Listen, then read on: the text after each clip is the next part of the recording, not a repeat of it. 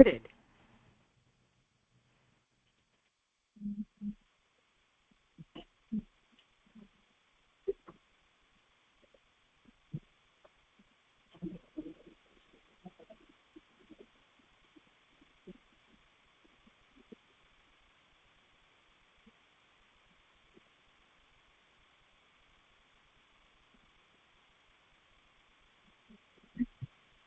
नमो लोये सौहरिहन्तानं नमो लोये सौहृदानं नमो लोये सौभागिर्यानं नमो लोये सौज्यायानं नमो लोये सौत्रिकावती सावनं ओंकारमिन्दु संयुक्त नित्यं ध्यायन्ति योगिनः कामदमोक्षदं चैव ओंकाराय नमो नमः मङ्गलं भगवान् मङ्गलं गौतमोऽग्नि मङ्गलं कुन्कुण्डारि भुजेन्द्रमोसुमङ्गलं नमः समरिसाराय स्वानुभूत्या चकास्ते चित् स्वभावाय भवाय सर्वाः विभाव निरुद्ध निराकार।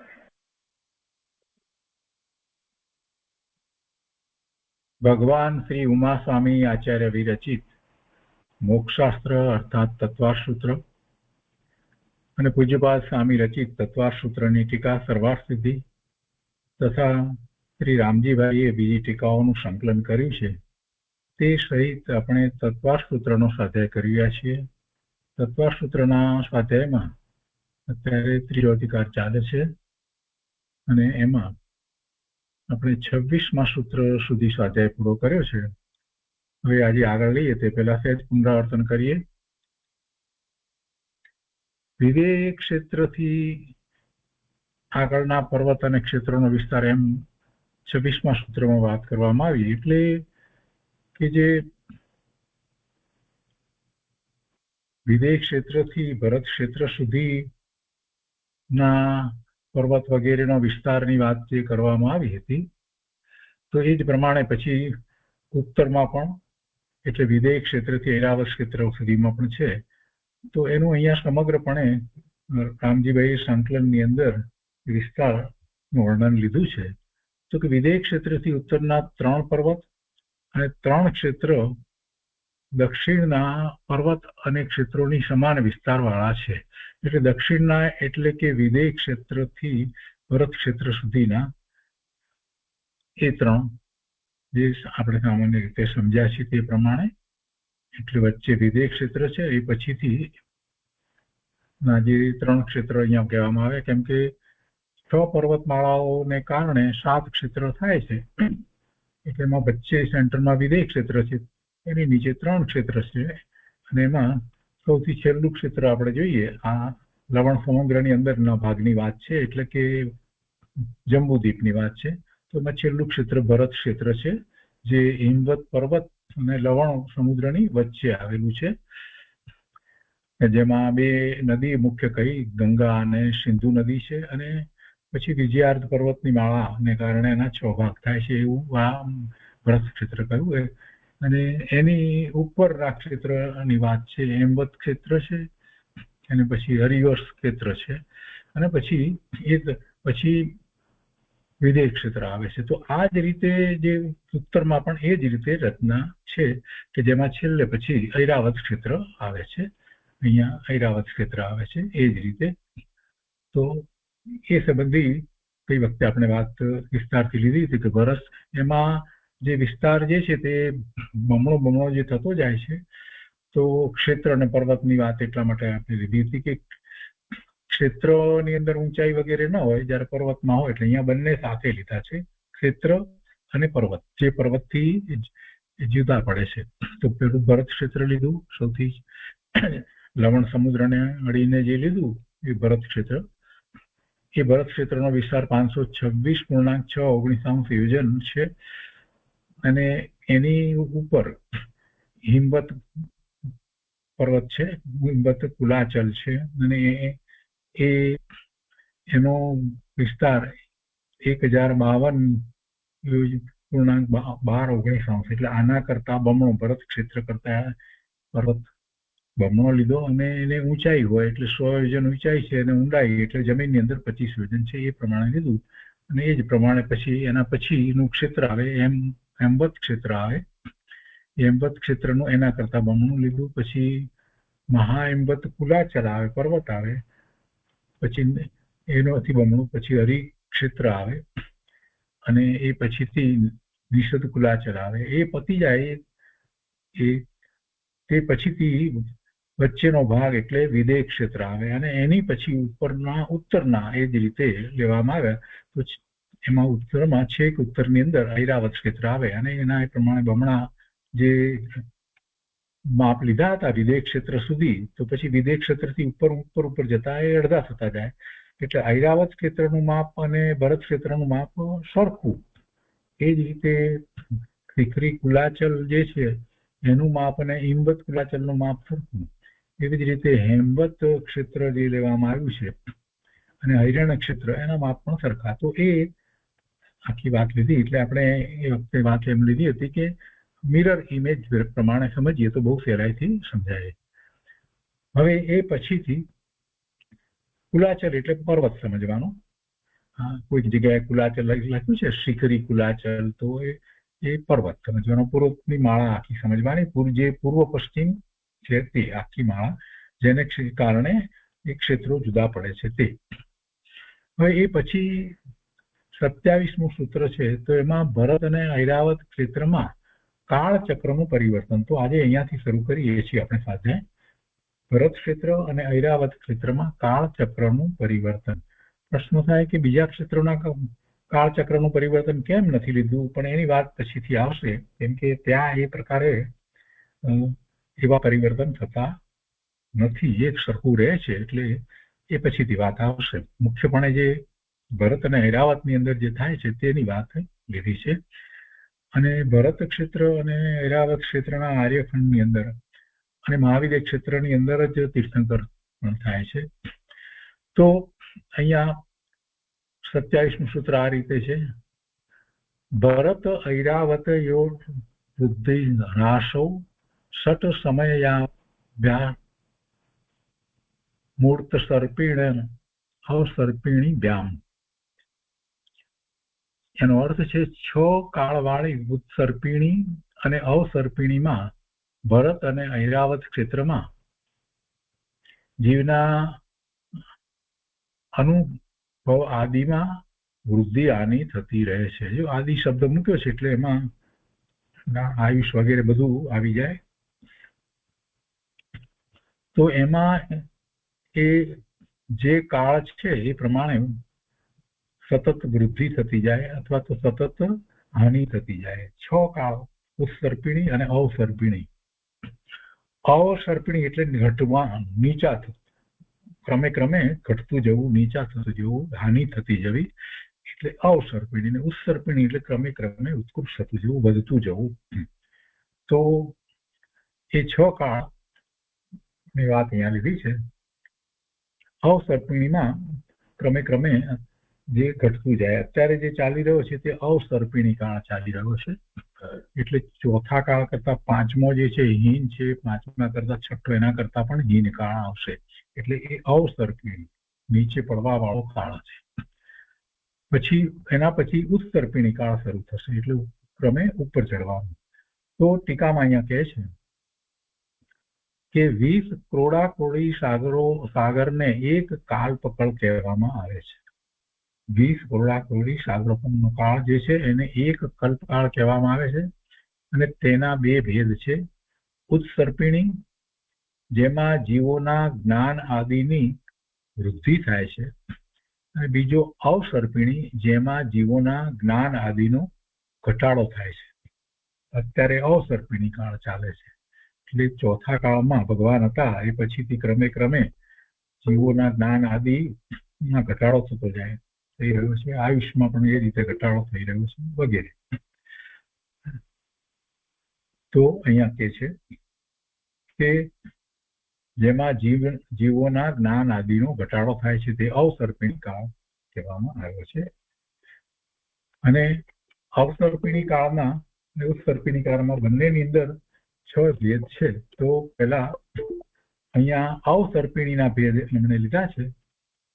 તો અવસર્પિણીમાં ક્રમે નીચે હિંસા થતી જાય છે. એટલે પહેલા સૌથી ઉપરનો પહેલો કાળ જે છે તો એમાં એ કાળને સૂક્ષ્મ સુષ્મા, કોઈ જગ્યાએ સુષ્મા પણ કહેવાય છે, પણ સુષ્મા કાળ છે. પછી બીજો કાળ છે તે સુષ્મા કાળ છે.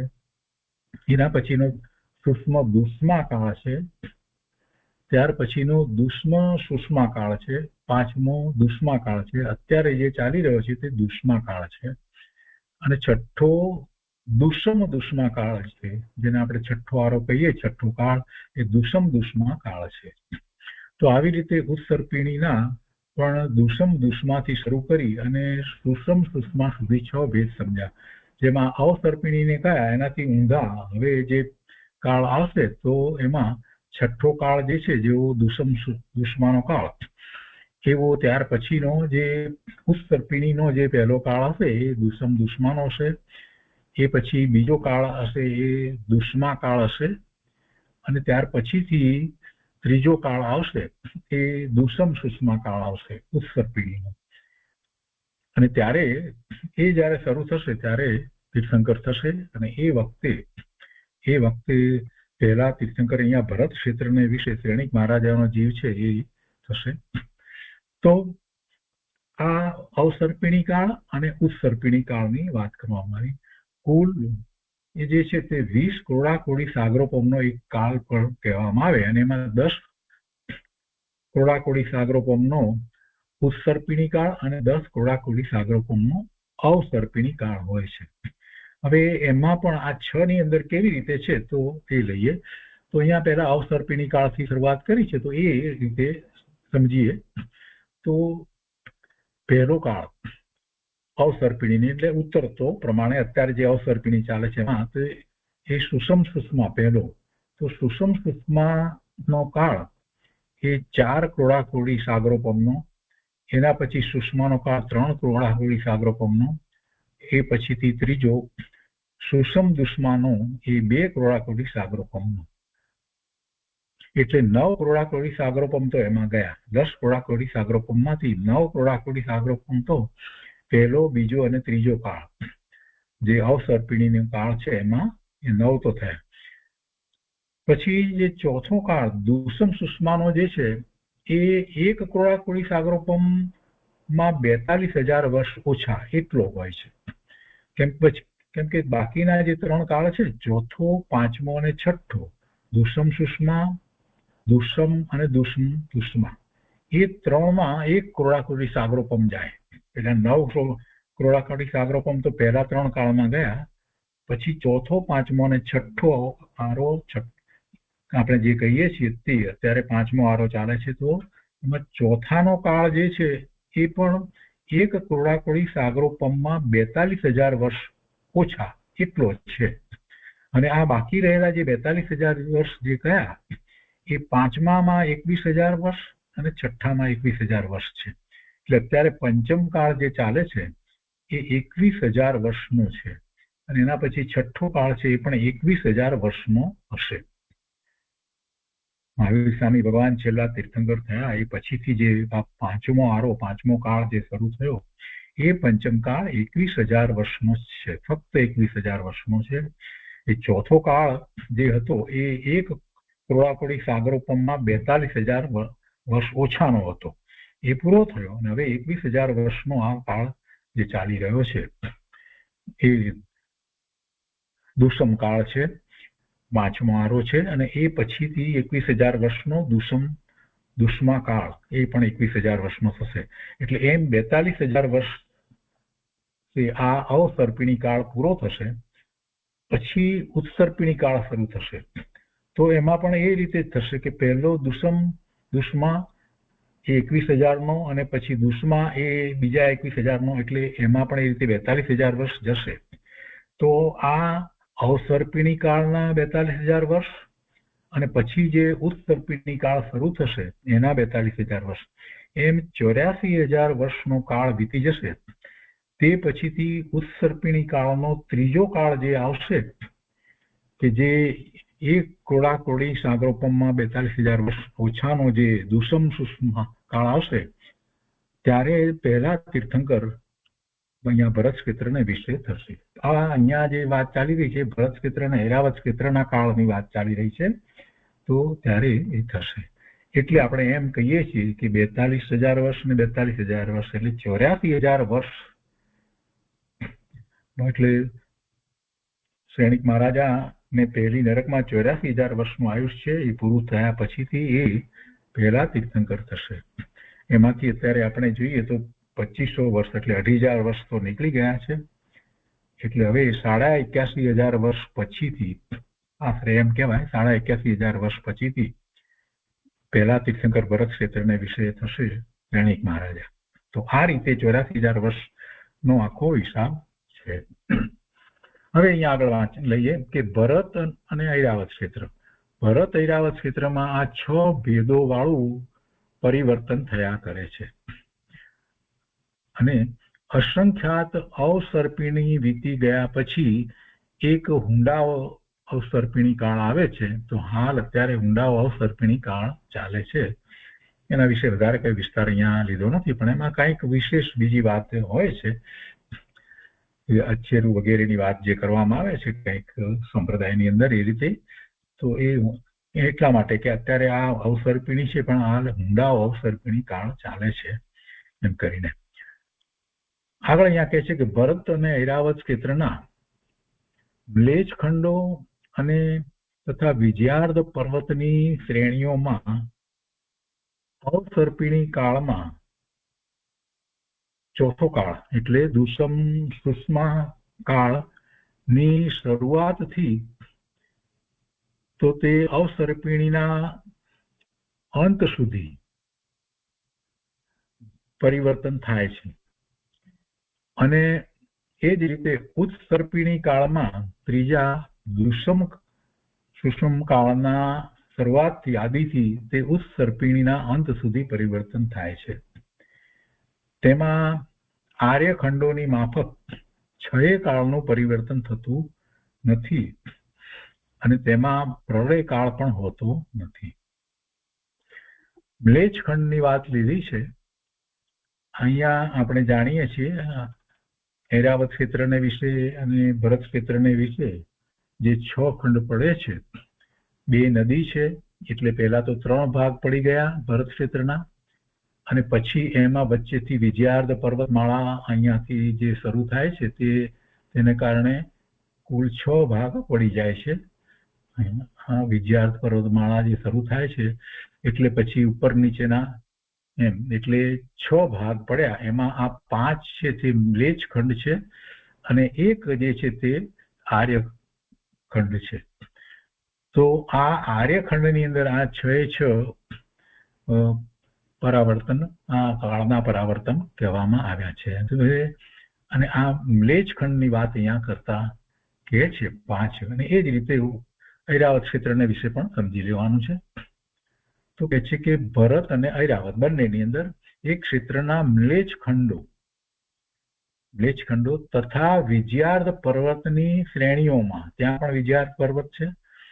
તો એમાં અવસર્પિણી કાળમાં જે ચોથો કાળ દુષમ સુષ્મા કાળ ચોથો કાળની શરૂઆતથી તો અવસર્પિણી કાળ ના અંત સુધી અવસર્પિણી કાળમાં ચોથાથી ની શરૂઆતથી અવસર્પિણીના અંત સુધી એટલે ચોથો, પાંચમો અને છઠ્ઠા કાળમાં શું કે છે કે અવસર્પિણી કાળમાં ચતુર્થ કાળની શરૂઆતથી તે અવસર્પિણીના અંત સુધી પરિવર્તન થાય છે. એટલે ચોથા, પાંચમા અને છઠ્ઠામાં પરિવર્તન થાય છે. તો એવી જ રીતે ઉત્સર્પિણીમાં જોઈએ તો શું હોય, પહેલો, બીજો અને ત્રીજો એ 3 કાળમાં પરિવર્તન હોય અને ઉત્સર્પિણી કાળમાં ત્રીજા કાળના આદિથી તે ઉત્સર્પિણીના અંત સુધી પરિવર્તન થાય છે. ખરેખર તો આ કરતા પહેલો, બીજો, ત્રીજો હોવો જોઈએ એમ અહીંયા બેસે છે, પણ અહીંયા એમ લીધું છે કે ઉત્સર્પિણી કાળના ત્રીજા કાળના આદિથી શરૂઆતથી તે ઉત્સર્પિણીના અંત સુધી એમ જો લેવા જઈએ ઉત્સર્પિણીનો અંત સુધી ત્રીજાથી તો ત્રીજો, ચોથો, પાંચમો અને છઠ્ઠો એમ 4 થઈ જાય. એટલે અહીંયા કંઈક કોઈક અપેક્ષા એ જરાક લખવામાં મને એમ લાગે છે કે વિવક્ષા ભેદ છે, કંઈક ફેર હોવો જોઈએ. તો એ પરિવર્તનો થાય છે.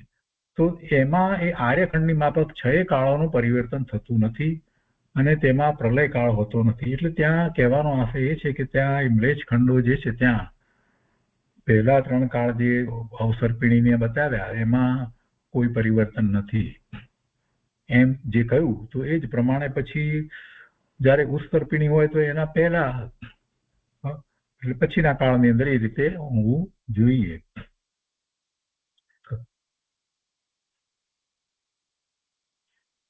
એટલે અવસર્પિણી કાળની અંદર જોઈએ તો પહેલા શરૂઆતના 3 કાળમાં પરિવર્તન ત્યાં ન હોય.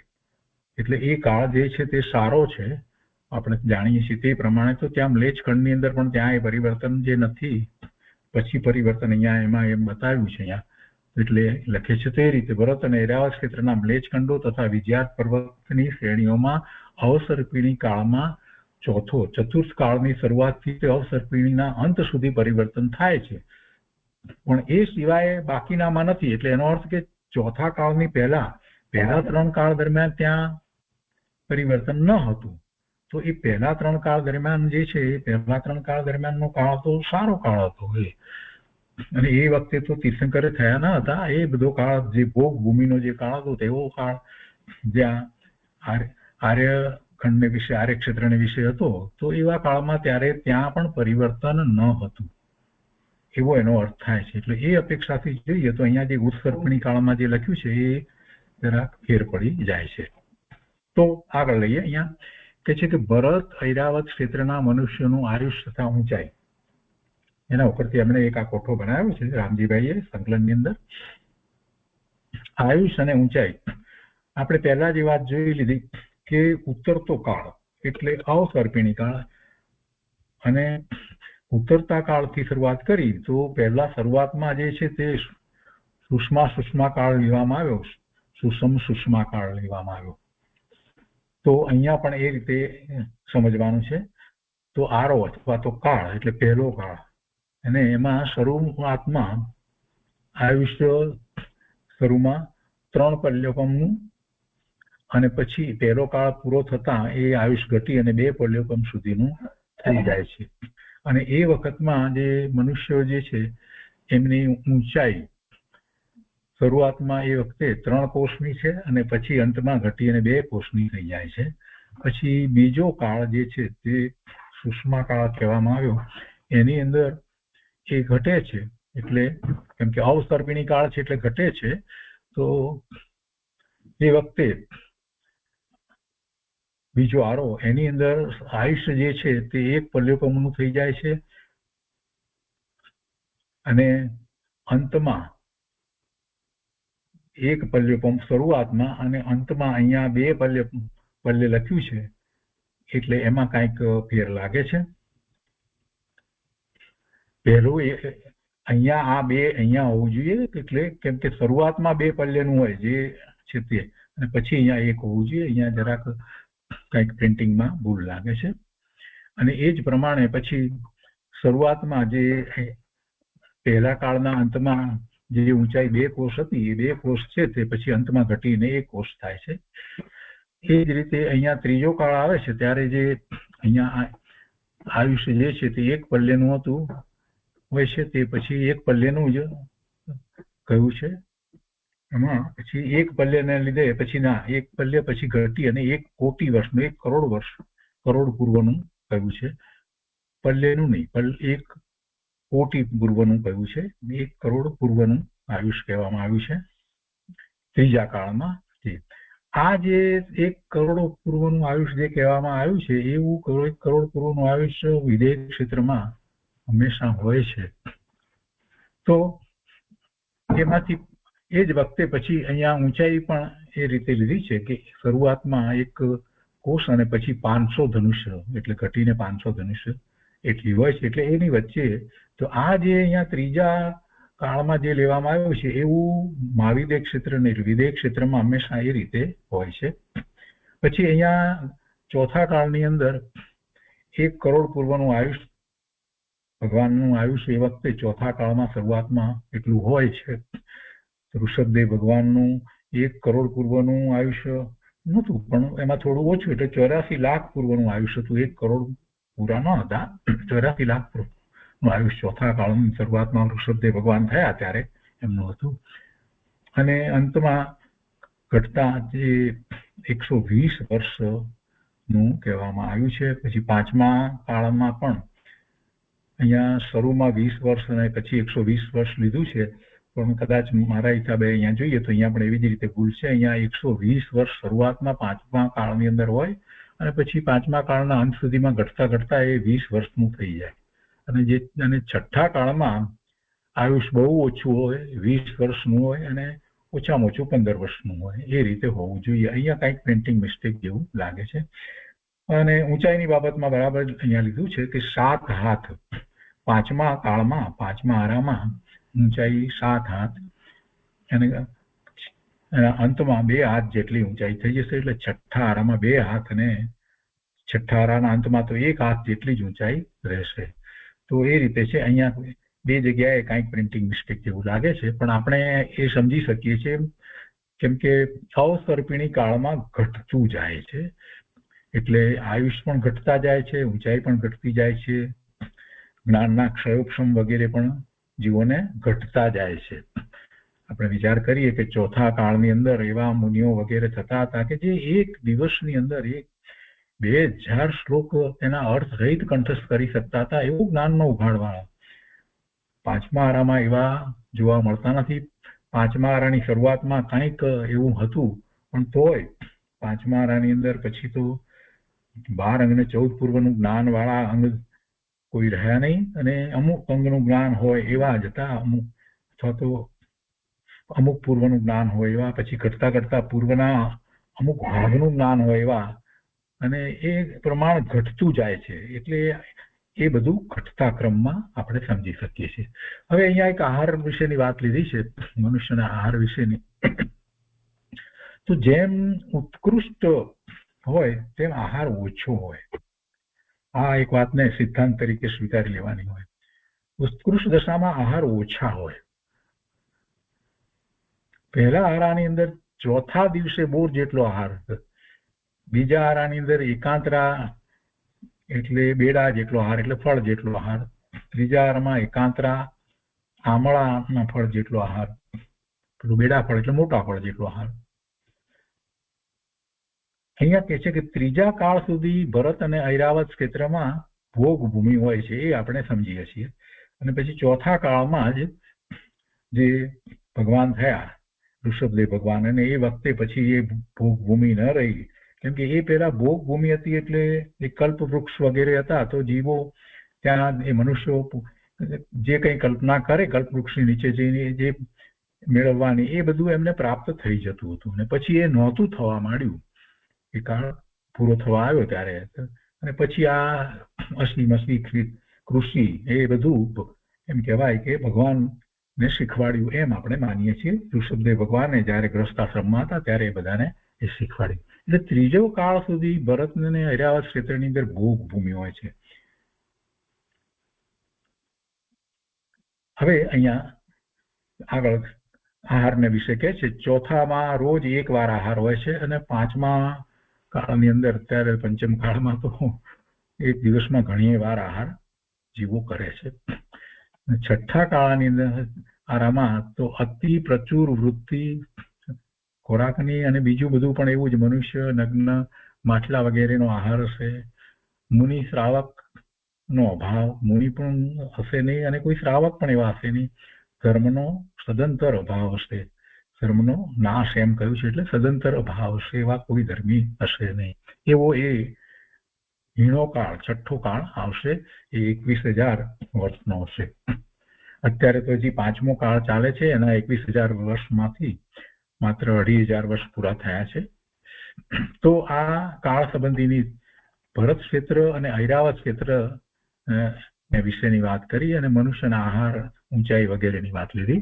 હવે એ પછીથી 28મું સૂત્ર છે, એમાં અન્ય ભૂમિઓની કાળ અવસ્થા એ વાત લીધી છે. તો એ પહેલા આપણે સરવાળ સિદ્ધિમાંથી 27મું સૂત્ર છે તે વાંચી લઈએ. 26મા સૂત્ર સુધી આપણે અભ્યાસ કર્યો છે.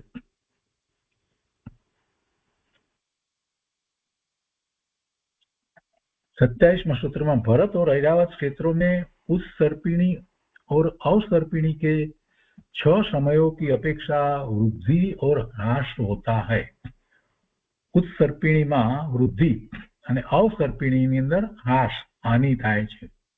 ક્રમમાં લેવાનું અનુક્રમે ઉત્સર્પિણી પહેલા લીધું છે એટલે એ અપેક્ષાએ વૃદ્ધિ પહેલી લીધી છે, અવસર્પિણી પછી લીધું છે એટલે હીનતા હાશ પછી લીધું છે। હવે 418 બોલમાં અહીંયા કહે છે कि वृद्धि और ह्रास इन दोनों पदों में कर्मधारय समास है। व्याकरण થી સમજાવ્યું છે કેમ કે કોનું કોની સાથે લેવું એ બધી વાત નહીં આ વ્યાકરણ સમજાય છે એટલે શંકા કરી કે किनकी अपेक्षा वृद्धि और ह्रास होता है, कई अपेक्षा थी। समाधान में कहते हैं कि उत्सर्पिणी और अवसर्पिणी संबंधी 6 समयों की अपेक्षा वृद्धि અને ह्रास લેવામાં આવ્યા છે। ફરી શંકા કરીને પ્રશ્ન કરે છે કે किनका 6 समयों की अपेक्षा वृद्धि और ह्रास होता है, कोना? तो કહે છે કે ભરત और ऐरावत क्षेत्र का। કેમ કે મૂળ સૂત્રમાં જ્યારે આપણે જ્યારે જોઈએ છીએ 27માં મૂળ સૂત્રની અંદર જ્યારે વિચાર કરીએ છીએ તો એની અંદર જે રીતે લખવામાં આવ્યું છે ત્યારે ભરતે ऐरावते એ બધું ભેગું આમ લીધું હોય એટલે એમાં કઈ રીતે કોમાં શેમાં વૃદ્ધિ એમાં હાશ એ બધા કેવી રીતે આમાંથી એ અર્થ નીકળ્યા તો એ વાત અહીંયા વ્યાકરણ દ્વારા સમજાવવામાં આવી છે કે આ શબ્દ આ રીતે છે એટલે એનો અર્થ આ રીતે થાય છે। એ સ્પષ્ટતા અહીંયા સરવાળ સિદ્ધિમાં હંમેશા લેવામાં આવે છે। એટલે સ્તોત્રની અંદર આચાર્ય ભગવાને જે જે શબ્દ મૂક્યા છે એ બધા બહુ તોડી તોડીને મૂક્યા છે જેથી કોઈ બીજો એનો વિચિત્ર અર્થ કરી શકે નહીં, કોઈ એવો ઊંધો અર્થ કરી ન શકે કે ઉત્સર્પિણી કાળ જે છે તો જેમાં એમનો ઊંધો અર્થ કરીને કોઈ કહે કે એમાં હાનિ થાય છે એવો ઊંધો અર્થ ન કરી શકે એ માટે જે મૂકવામાં આવ્યું છે એની વાત અહીંયા સરવાળ સિદ્ધિની અંદર લેવામાં આવી છે કે કઈ રીતે તમે આને માટે આમ જ માનો છો એટલે એના સમાધાનો વગેરે શંકા કરીને સમાધાન લેવામાં આવે છે। किनका 6 समयों की अपेक्षा वृद्धि और ह्रास होता है तो कि समाधान भरत और ऐरावत क्षेत्र का, क्योंकि ત્યાં भरत અને ऐरावत એ પણ શબ્દ મૂકેલા છે। इसका यह मतलब नहीं कि उन क्षेत्रों का वृद्धि और ह्रास होता है क्योंकि ऐसा होना असंभव है। હવે આ વાત અહીંયા મહત્વની છે એટલે આપણે આ વાંચનમાં લીધું છે। શું કહે છે? ભરત और ऐरावत क्षेत्रों का લીધું છે પણ કે એનો અર્થ શું? તો કે इसका यह मतलब नहीं, અહીંયા કહે છે इसका यह मतलब नहीं कि उन क्षेत्रों का वृद्धि और ह्रास होता है। क्षेत्रों काई नहीं थतुं एम के छे। क्षेत्र घटी जईने कई नानुं मोटुं थई जाय एम तो बनतुं नथी। भरत क्षेत्र जेवडुं ज रहे छे, ऐरावत क्षेत्र जेवडुं ज रहे छे। ए कई नानुं मोटुं थई जाय छे एम नथी। दरेक शब्द समजवानो छे ने सूत्रमांथी आ अर्थ काढे छे आपणे स्वीकार्युं पण ए सूत्रमांथी आ ज अर्थ निकळे छे ये बात पूज्यपाद स्वामी स्पष्ट करे छे। इसका यह मतलब नहीं कि उन क्षेत्रों का वृद्धि और ह्रास होता है। આપણને કદાચ એવી કલ્પના હોય કે ભાઈ આ બધું અહીંયા પછી ખલાસ થઈ જશે એટલે બધું જ્યાં અહીંયા બધું કઈ રહેશે જ નહીં એવું કઈ થવાનું નથી। ક્ષેત્ર ભરત ક્ષેત્ર રહેવાનું છે, ऐरावत ક્ષેત્ર જ રહેવાનું છે। એટલે અત્યારે છે એવું જ રહેશે અને આવા તો ઉત્સર્પિણી કાળ ને અવસર્પિણી કાળ કેટલા થઈ ગયા, એવા તો અનંત થઈ ગયા। છતાંય અનંત કાળ એવા વીતી ગયા અને એવા કાળચક્ર ફરી ગયા તે છતાંય ભરત ક્ષેત્ર રહ્યું, ऐरावत ક્ષેત્ર જ રહ્યું, વિદેય ક્ષેત્ર જ રહ્યું છે। આવું જગતનું સ્વરૂપ છે એ અનંત કાળથી એવું ને એવું જ છે। એવા જગતની કોઈએ રચના કરી જ નથી। એક લીટીને જરાક ગંભીરતાથી સમજીએ તો આપણને ખબર પડે કે એમાં કઈ થઈ શકે એમ છે જ નહીં। એટલે કોઈ એની રચના કરે ને કોઈ બનાવે, કોઈ બ્રહ્માએ બનાવ્યું ને આ બધી કલ્પના છે કેમ કે એમને તો ખ્યાલ જ નથી। આખી જૈન ભૂગોળની અંદર જે આખું વસ્તુ સ્વરૂપ સમજાવવામાં આવ્યું છે 14 રાજલોકનું એવો કોઈ ત્યાં કન્સેપ્ટ નથી। એટલે એ બધી વાતો એમને માને છે કે જાણે કે આટલું જ જગત હોય અને પછી બ્રહ્માએ કોઈ રચના કરી નાખી હોય વગેરે, પણ એમ નથી। स्पष्ट यहाँ कहते हैं कि इसका यह मतलब नहीं कि उन क्षेत्रों का वृद्धि और ह्रास होता है। એટલે ક્ષેત્ર એટલું ને એટલું જ રહે છે ને એવું ને એ રીતે જ રહે છે, એમાં કોઈ ફેર નથી પડતો. बदलाव થાય છે, પરિણમન થાય છે, છતાં પણ क्योंकि ऐसा होना असंभव है. બહુ સરસ રીતે સ્પષ્ટ વાત કરી છે. અને આ વાતનો જ્યારે આપણે સ્વીકાર કરીએ છીએ તો આપણને એમ થાય છે કે આ જગત જે છે એ 6 દ્રવ્યનો સમૂહ રૂપ જે જગત જે છે તે તેવું ને તેવું જ રહે છે. પરિણમન થાય છતાં પણ એનો કોઈ નાશ નથી, એની ઉત્પત્તિ નથી. ને 6 પ્રકારના દ્રવ્યો આ જ રીતે છે. અને એનું જ્ઞાન કરવા વાળો એક જીવ જ છે. આ બધાનું જ્ઞાન કરનાર એક જીવ જ છે. એના જ્ઞાનમાં આ વાત આવે છે. હવે કહે છે કે किंतु उन क्षेत्रों में स्पष्टता करी है कि किंतु उन क्षेत्रों में रहने वाले मनुष्यों का वृद्धि और ह्रास होता है. ये પણ વાત સાથે લીધી છે કે એ ક્ષેત્રોમાં મનુષ્યો રહે છે, આ ક્ષેત્રોમાં મનુષ્યો રહે છે, એ વાત પણ સાથે લીધી છે. ને એ મનુષ્યો જે છે એમાં એ લોકોની દશામાં જે થાય છે તો એ મનુષ્યની દશામાં એટલે નવા જે ત્યાં મનુષ્ય ઉપજે એ બધા ની दशा एम समझवानो. किंतु उन क्षेत्रों में रहने वाले मनुष्य का वृद्धि और ह्रास होता है. अथवा હવે કહે છે અથવા ભરતૈવ રહ્યો એટલે ભરતૈરાવતયો એટલે ભરત અને ऐरावतो षष्ठी विभक्ति न होकर अधिकरण में यह निर्देश किया है जिससे इस प्रकार अर्थ होता है कि भरत और ऐरावत क्षेत्र में मनुष्यों को वृद्धि और ह्रास होता है. હવે આમાં જરા વ્યાકરણ આપ્યું છે પણ સમજવા જેવું વ્યાકરણ છે. શું કહે છે? ભરત અને ऐरावत ક્ષેત્રની અંદર छठी विभक्ति न होकर अधिकरण में यह निर्देश किया है. આમ જોઈએ તો આપણે છઠ્ઠી વિભક્તિ એ રીતે લઈ છે ને, કર્તા કર્મ કરણ સંપ્રદાન અપાદાન અને અધિકરણ, એ છઠ્ઠી વિભક્તિ અધિકરણની છે. તો એ આધાર છે. તો કહે છે કે છઠ્ઠી વિભક્તિ ન હોકર आधार कोईनो आधार है. छठी विभक्ति न होकर अधिकरण में यह निर्देश किया है. छता एनो अधिकरण ની અંદર નિર્દેશ કરવામાં આવ્યો છે. અધિકરણ શું છે? આધાર શું છે? મનુષ્યો ક્યાં રહ્યા છે? તો એ અપેક્ષાએ એમ પહેલી દ્રષ્ટિએ વ્યવહારથી આધાર તો આપણને જે પ્રદેશ જ્યાં રહ્યા છે ભરત ને ऐरावत ક્ષેત્ર એનો આધાર આપણે કહીએ. પણ કહે છે કે ષષ્ઠી વિભક્તિ ન હોકર અધિકરણ में यह निर्देश किया है. એટલે અધિકરણમાં માત્ર એવી રીતે નિર્દેશ કરવામાં આવ્યો છે જે ક્ષેત્રમાં રહ્યા છે એ અધિકરણ છે, ત્યાં રહ્યા છે એટલે એ અપેક્ષા એ અધિકરણ કહ્યું. ને એમાં એનો નિર્દેશ કરવામાં આવ્યો છે કે ભરત અને ऐरावतની અંદર આ રીતે મનુષ્યો જે છે એને એ વૃદ્ધિ અને હાસ થાય છે એ નિર્દેશ કર્યો છે. પછી કહે છે કે जिससे इस प्रकार अर्थ होता है कि भरत और ऐरावत क्षेत्र में मनुष्यों को वृद्धि और ह्रास होता है. એનો અર્થ માત્ર એટલો જ થાય છે કે એ મનુષ્યોને એવી વૃદ્ધિ અને હાસ થાય છે. તો પેલો ક્ષેત્રનું કાંઈ નથી થતું. હવે એ વાતને આપણે જરાક સમજીએ. અહીંયા થોડું સમજવા જેવું છે, અધ્યાત્મ સમજવા કે મનુષ્યોને જે રીતે ત્યાં થાય છે તે તેમને વૃદ્ધિ હાનિ વગેરે જે કંઈ થાય છે, જ્ઞાન અપેક્ષાએ બીજી અપેક્ષાએ એમને શરીર એવા મળે એ બધી અપેક્ષાએ થાય છે, તો પેલું ક્ષેત્ર જે છે એમાં નથી થતું. એમ આચાર્ય ભગવાન અહીંયા સ્પષ્ટ બતાવ્યું. તો એને આધાર જયારે કહીએ આપણે કે ભરત ક્ષેત્રમાં મનુષ્ય જે છે એને આધાર ભરત ક્ષેત્ર છે એમ જો કહેતા હોય તો ભરત ક્ષેત્રમાં તો ક્ષેત્ર અપેક્ષાએ તો કાંઈ થતું નથી. તો મનુષ્યો ત્યાં જે નવા ઉપજે છે એને એવી હાનિ વગેરે કેમ થાય છે અવસર્પિણી કાળની અંદર? એનું કારણ શું છે? તો એ પોતાનું જ કારણ છે.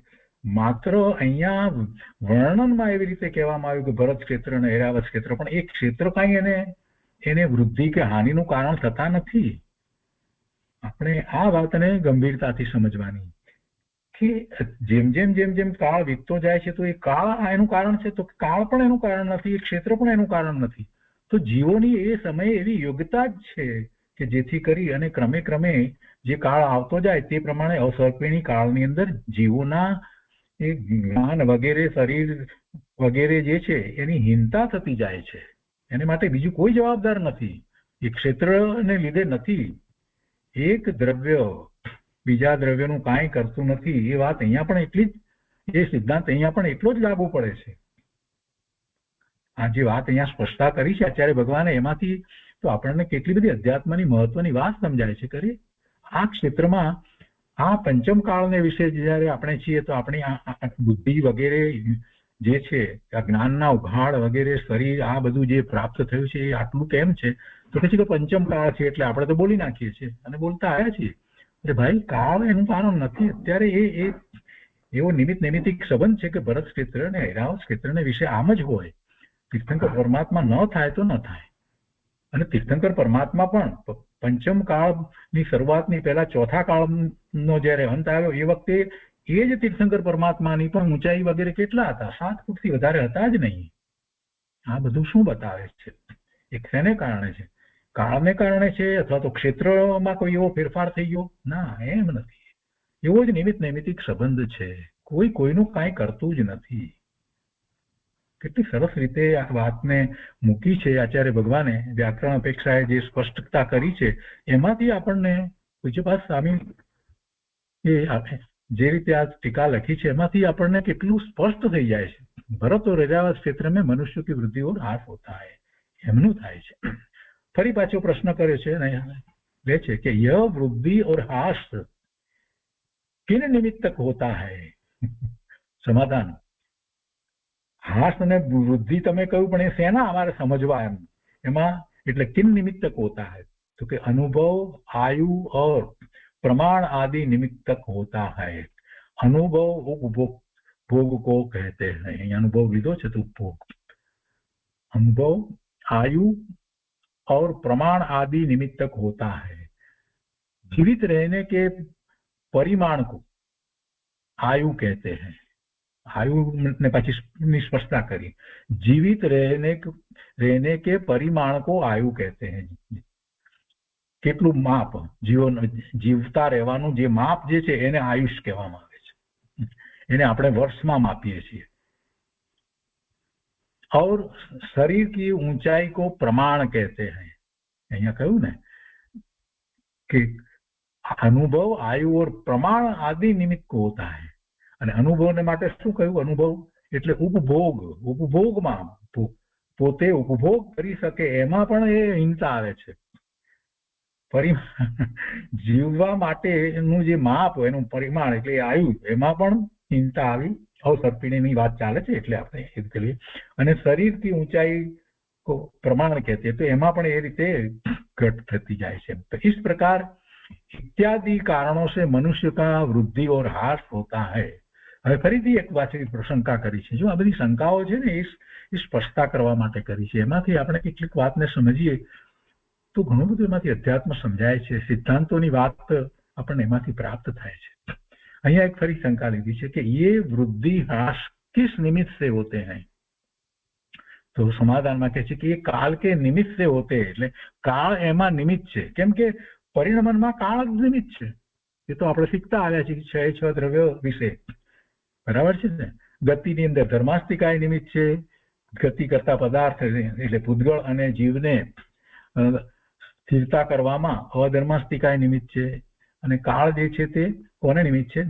6 દ્રવ્યોના પરિણમનને કાળ દ્રવ્ય નિમિત્ત છે. એમ આપણે સમજીએ છીએ. પણ પરિણમન તો દ્રવ્યનું પોતાનું સ્વયં થાય છે. તો નિમિત્ત છે. એને નિમિત્ત કહેવામાં આવ્યું છે. કાળ કાંઈ પરિણમન કરાવે છે એવું વસ્તુ સ્વરૂપ તો નથી. એટલે એ વાત પણ અહીંયા બેસાડી દીધી છે કે એ કાળ કે નિમિત્ત से होते हैं. वो काल 2 प्रकार का है. હવે એના ઉપરથી આખી ઉત્સર્પિણી ને અવસર્પિણી એના નામ આપીને લીધું. કેટલી સરસ રીતે ટીકા લખી છે. यह काल 2 प्रकार का है, उत्सर्पिणी और अवसर्पिणी. इनमें से प्रत्येक के 6 भेद है. ये दोनों काल सार्थक नाम वाले हैं. सार्थक એટલે એનો અર્થ છે સ્વઅર્થ. ગમે તેમ નામ આપવામાં આવ્યા નથી. उत्सर्पिणी અને अवसर्पिणी नाम ये છે. तो जिसमें मनुष्यों के अनुभव आदि की वृद्धि होती है वह उत्सर्पिणी काल है और जिसमें इनका ह्रास होता है वह अवसर्पिणी है. अवसर्पिणी के 6 भेद है. હવે અવસર્પિણીના 6 ભેદની વાત લીધી. અત્યારે વર્તમાનમાં અવસર્પિણી ચાલે છે એટલે આચાર્ય ભગવાને પણ એ રીતે અહીંયા વાત લીધી છે. કે છે કે અવસર્પિણી કે 6 भेद है. सुषम सुषमा, सुषमा सुषम दुष्मा, दुष्म सुषमा, दुष्मा और अति दुष्मा. अति दुष्मा અથવા તો દુષ્મા દુષ્મા અથવા તો દુષ્મ દુષ્મા એમ પણ કહેવાય છે. અતિ દુષ્મા ये छठो। इसी प्रकार उत्सर्पिणी भी अति दुष्मा से लेकर, એમાં ઉત્સર્પિણીની અંદર અતિ દુષ્માથી શરૂ કરવાનું, એ પહેલો કહેવાય, કેમ કે ઉપર ઉપર વધતા જાય છે ને, એટલે अति दुष्मा से लेकर सूक्ष्म सुष्मा तक 6 प्रकार का कहा है। अवसर्पिणी काल का परिमाण 10 करोड़ा कोड़ी सागरोपम है। उत्सर्पिणी काल का भी इतना ही है, એટલે कुल मળી અને 20 करोड़ा कोड़ी सागरोपम થયા। तो ये दोनों मिलकर एक काल कल्प कहे जाते हैं। इनमें से सूक्ष्म सुष्मा 4 करोड़ा कोड़ी सागरोपम प्रमाण है। अवसर्पिणी काळમાં પહેલો કાળ જે છે તે સૂક્ષ્મ સુષ્મા કાળ, જે 4 કરોડા કોડી સાગરોપમ આપણે વાંચનમાં લીધું, ગુજરાતીમાં એ જ વાત છે, એ પ્રમાણ છે। इसके प्रारंभ में यानी शुरुआत में मनुष्य उत्तर कुरु के मनुष्यों के समान होते हैं। उत्तर कुरु जे महाविदे विदेह क्षेत्रनी પાસે આવ્યું ત્યાં જે છે કહેવામાં આવ્યું ત્યાં ઉત્તર कुरु क्षेत्र, तो एना एमा जे रीते छे ते रीते छे। तो इसके प्रारंभ में मनुष्य उत्तर कुरु के मनुष्यों के समान होते हैं। तो भोग भूमि ની વાત લીધી છે। એ કાળમાં કયો લીધો છે અહીંયા? અવસર્પિણી કાળમાં સુષ્મા, सुषम सुष्मा पहलो काल। तो कि इसमें इसके प्रारंभ में मनुष्य उत्तर कुरु मनुष्यों के समान होते हैं। फिर क्रम से हानि होने पर 4 करोड़ा कोटी सागरोपम नो काल तो ये पूरो थया पछीथी के छे कि फिर क्रम से हानि होने पर 3 करोड़ा कोटी सागरोपम प्रमाण सूक्ष्मा काल प्राप्त होता है। हवे एमा केवी रीते छे? तो कि इसके प्रारंभ में यानी शुरुआत में मनुष्य हरिवर्ष के मनुष्यों के समान होते हैं। हरिवर्ष के मनुष्यों के समान એટલે જે આપણે 7 ક્ષેત્ર કયા ને 6 પર્વતમાળાને કારણે થતા, એમાં હરિवर्ष ક્ષેત્ર, હરિ જે ભરત ક્ષેત્ર કહીએ છીએ એવું હરિક્ષેત્ર કહેવામાં આવ્યું, તો ત્યાંના મનુષ્યોની સમાન હોય છે, એટલે ત્યાં પણ એવી ભોગભૂમિ હોય છે। એ વાત અહીંયાથી જ આપણને પ્રાપ્ત થઈ જાય છે। ઉત્તર કુરુમાં પણ એવી ભોગભૂમિ છે અને હરિવર્ષની અંદર પણ એવી ભોગભૂમિ છે। તો જે અહીંયા હરિવર્ષનું જેવી રીતે લેવામાં આવ્યું છે અહીંયા દક્ષિણની અંદર, એવી રીતે ત્યાં ઉત્તરની અંદર પણ સમજી લેવાનું।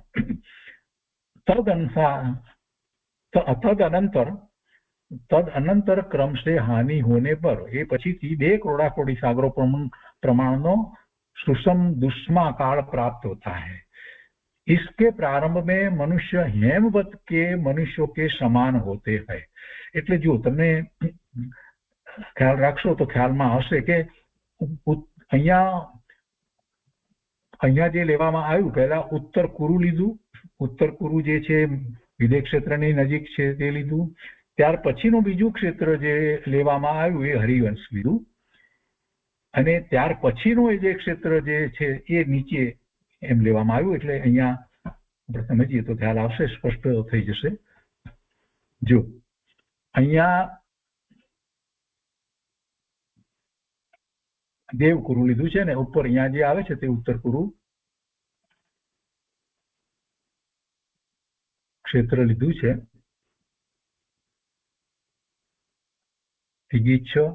પછી અહીંયા હરિવર્ષ ક્ષેત્ર અહીંયા લીધું છે, અને દેવકુરુ અને ઉત્તર કુરુની અંદર સરખું છે, એટલે અહીંયા ઉત્તર કુરુ શબ્દ લખ્યો છે, પછી હરિવર્ષ ક્ષેત્ર લીધું છે, અને પછી હેમવત ક્ષેત્ર આવશે। તો આ જે ક્ષેત્રો છે ને એની અંદર ભોગભૂમિ હોય છે, એની અંદર ભોગભૂમિ હોય છે, એટલે અહીંયાથી શરૂ કરીને નીચે નીચે એ ભોગભૂમિ લેતા જાય છે। અને ઉત્કૃષ્ટ ભોગભૂમિ, મધ્યમ ભોગભૂમિ અને જઘન્ય ભોગભૂમિ એ પ્રમાણે હોય છે। એ આપણે જ્યારે દ્રવ્ય સંગ્રહનો અભ્યાસ કર્યો અને લોક અનુપ્રેક્ષાનો અભ્યાસ કર્યો ત્યારે એ વાત આપણે એમાંથી સમજ્યા હતા। અહીંયા પણ આગળ આવે છે। તો અહીંયા કે છે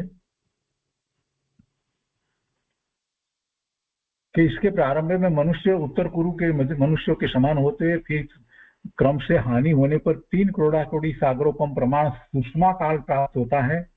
इसके प्रारंभ में मनुष्य हरिवर्ष के मनुष्यों के समान होते हैं। तदनंतर एना पछीना क्रम से हानि होने पर 2 करोड़ा कोड़ी सागरोपम प्रमाण सुषम दुष्मा काल प्राप्त होता है। त्रीजो काल, इसके प्रारंभ में मनुष्य हेमवत के मनुष्यों के समान होते हैं।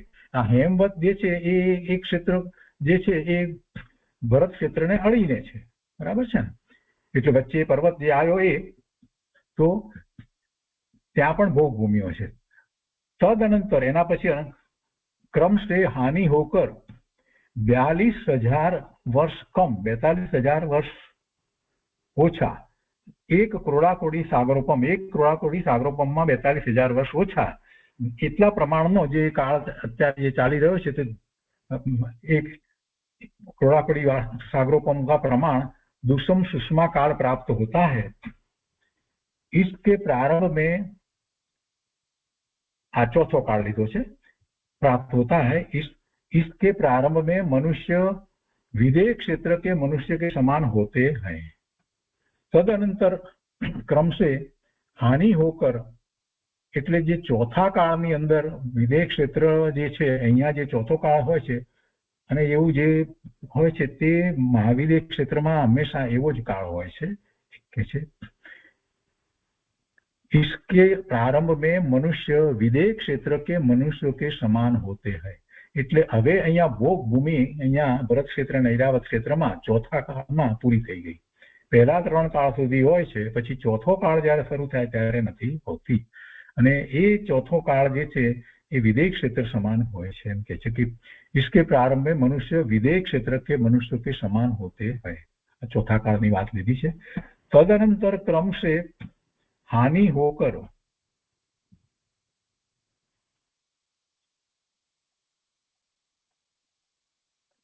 1,000 वर्ष का दुष्मा काल प्राप्त होता है. 1,000 नहीं, यहाँ जरा फरीथी જોઈએ. तदनंतर क्रम से होकर 21,000 वर्ष का दुष्मा काल प्राप्त होता है. એટલે पंचम काल 21,000 वर्षનો ने तदनंतर क्रम से हानि होकर 21,000 वर्ष का अति दुष्मा काल प्राप्त होता है. इसी प्रकार उत्सर्पिणी भी इससे विपरीत क्रम से जाननी चाहिए. तो आ पांचे काळना एमना माप आप्या અને એમાં અહીંયા એક વાત જે આપી કે 42,000 वर्ष कम 1 करोड़ाकोटी सागरोपम प्रमाण दुष्म सुषमा काळ એટલે ચોથો કાળ જે કહેવામાં આવ્યો કાળ જે છે तो इसके प्रारंभ में चौथा कालना प्रारंभમાં અહીંયા चौथा कालना प्रारंभમાં मनुष्य विदेह क्षेत्र के मनुष्यों के समान होते हैं. तो आ बात लेवामां आवी. विदेह क्षेत्रनी अंदर एक सरखो काळ होय छे એટલે આપણને એ કેવો કાળ હોય છે એનો આપણને આના ઉપરથી ખ્યાલ આવે કે અહીંના ચોથા કાળની શરૂઆતનો જે કાળ છે એવો કાળ હંમેશા ત્યાં વિદેહ ક્ષેત્રમાં હોય છે. એ વાત આમાંથી આપણને પ્રાપ્ત થાય છે. મૂળ તો આપણે આટલી જ વાત લેવી હતી. હવે એના પછીથી કહે છે કે इतर भूमियों में क्या अवस्था है. अब इस बात के बतलाने के लिए आगे का सूत्र કહે છે. હવે એ સિવાય તો તમે ભરત ને ઐરાવતની વાત કરી, પણ એના સિવાય બીજી ભૂમિ જે છે કે 7 કહેવામાં આવી ને 7, તો 7માં બીજા બધે કેવો કાળ હોય છે, કેવું હોય છે એની વાત હવે આગળ અહીંયા કરશે. તો અહીંયા ભરત અને ઐરાવત ક્ષેત્રમાં કાળચક્રનું પરિવર્તન 6 કે 27મું સૂત્ર આપણે કર્યું અને એમાં ભરત અને ઐરાવત ક્ષેત્રના મનુષ્યના આયુષ્યની ઊંચાઈ એ પણ સાથે આપણે લીધું અને એમાં કંઈક કોઈક રીતે અહીંયા કોઠાની અંદર થોડુંક ફેર લાગે છે, પ્રિન્ટિંગ મિસ્ટેક લાગે છે, એ પણ આપણે સાથે લીધું અને એમના આહાર વગેરેની વાત લીધી. હવે 28મા સૂત્રની અંદર અન્ય ભૂમિઓની કાળ અવસ્થા એની વાત અહીંયા હવે કરશે. એટલે ભરત ઐરાવત સિવાયના બીજા ક્ષેત્રો એક જ અવસ્થામાં રહે છે, તેમાં કાળનું પરિવર્તન હોતું નથી. એ 28મા સૂત્રમાં કહે છે. ताभ्याम परा भूमियो अवस्थिता अन्य भूमिમાં એક સરખો કાળ રહે છે. એટલે બે આ ભૂમિ ભરત અને ઐરાવત સિવાય જે 5 ભૂમિ જે છે 5 જે ક્ષેત્રો જે છે એની અંદર એક સરખો કાળ જ રહે છે. એમાં એવા ઉત્સર્પિણી અવસર્પિણી એવા કાળ થતા નથી. આ કાળ ભરત અને ઐરાવતની અંદર જ થાય છે. એ વાત અહીંયા કહેવામાં આવી છે. અને ભરત ઐરાવતની અંદર પણ એ વાત પણ સાથે જે આવી કે એની અંદર પણ 6 કાળની અંદર પાછા મ્લેચ્છ ખંડની અંદર જે 3 કાળની અંદર પરિવર્તન નથી થતા એ વાત પણ એમાં લેવામાં આવી. તો 28ની અંદર આ વાત કરે છે અને પછી એનો વિસ્તાર વગેરે આપણે પછી લઈશું. તો સરવાળ સિદ્ધિની અંદર 28મા સૂત્રની અંદર વિશેષ વાત નથી, એમાં પણ એટલી જ વાત લેવામાં આવી છે. 420 અને 421 બોલમાં, અહીંયા 420 બોલમાં કહે છે કે सूत्र में ताभ्याम पद से भरत और ऐरावत क्षेत्र का ग्रहण किया है. इन दोनों क्षेत्रों से शेष भूमियां अवस्थित है. उन क्षेत्रों में उत्सर्पिणी और अवसर्पिणी काल नहीं है. અને इन भूमियों में मनुष्य क्या तुल्य आयु वाले होते हैं या कुछ विशेषता है, इस बात के बतलाने के लिए अब आगे का सूत्र कहते हैं. પછી એમાં શું વધારે છે એ 5 ભૂમિ વિશેની વાત આગળ આવશે. તો આજનો સ્વાધ્યાય આપણે અહીંયા 28મા સૂત્ર સુધી રાખીએ છીએ.